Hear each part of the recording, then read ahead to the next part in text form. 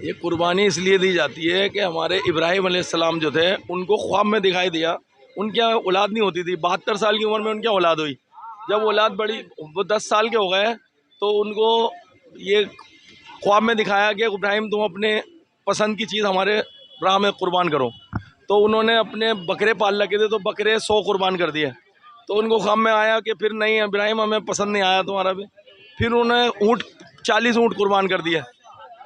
उन्होंने कहा नहीं इब्राहिम, कोई और पसंद की चीज़ दो। तो उनकी औलाद थी पसंद की चीज़, तो उन्होंने अपनी औलाद से जिक्र करा कि बेटा मैं इस तरह ख्वाब में देख रहा हूँ। तो उन्होंने कहा अब्बा जान, अगर आप ऐसी बात है कि अल्लाह की राह में मुझे कुर्बान कर दो आप। तो वो अब कुर्बान करने के लिए मैदान में ले गए। मैदान में ले गए, उन्होंने पूछा कि बेटे ने कहा अब्बा जान, आप अपने आँखों पे पट्टी बांध लो, कभी मेरे पे छुरी फेरने पे आपको तरस ना आ जाए। तो उन्होंने पट्टी बांध ली। तो अल्लाह ताला ने एक आजमाइश लेनी थी, इम्तहान लेना था उनका, एग्ज़ाम। तो वो उनकी जगह एक मेंढे को वहाँ पेश कर दिया, तो उस पर छुरी फेर दी।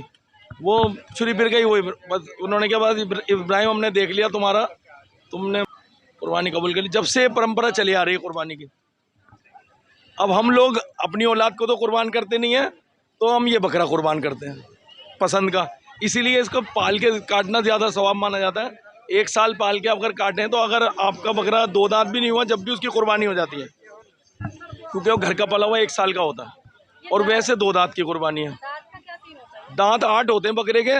8 दांत में से जैसे 13 महीने 10 दिन में 2 दांत हो जाता है, तो वो 2 दांत बकरे की कुर्बानी मानी जाती है अगर परदेसी कोई बेचने लाएगा तो। अगर हमारे घर में पला हुआ है तो 10 महीने के, 1 महीने के, 12 महीने के बच्चे की कुर्बानी हो जाती है। वो दांत टूटा हो या नहीं, 2 दांत 13 महीने में होता है, तो वो 1 साल का 12 महीने वाले की हो जाती है कुर्बानी। और आप बता रहे थे कि कुर्बानी देते तो जानवरों की कुर्बानी देते तभी सवाब माना जाता है।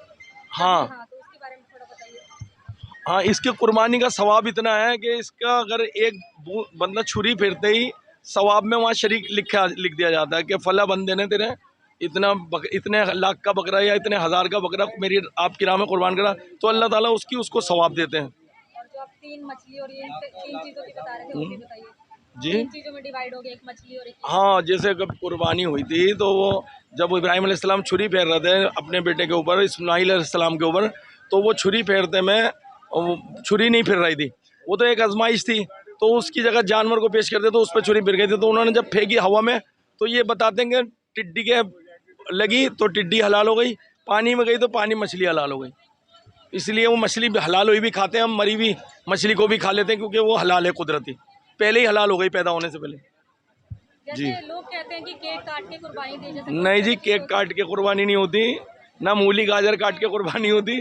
कुर्बानी होती है तो जज्बा होता है, अल्लाह ताला जज्बा देखते हैं और ये देखते हैं कि जानवर पाला है, कौन सा जानवर मेरी राह में इसने कुर्बान करा, क्योंकि इसको पसंद आता है। जानवर पाल से प्यार हो जाता है, ऐसी औलाद से प्यार हो जाता है, औलाद की तरह इससे प्यार हो जाता है, इसलिए जानवर पाल के कुर्बानी करी जाती है। ठीक है जी, ईद मुबारक बोल दीजिए सबको। सब लोगों को मेरी तरफ से, भाइयों को, बहनों को ईद मुबारक हो।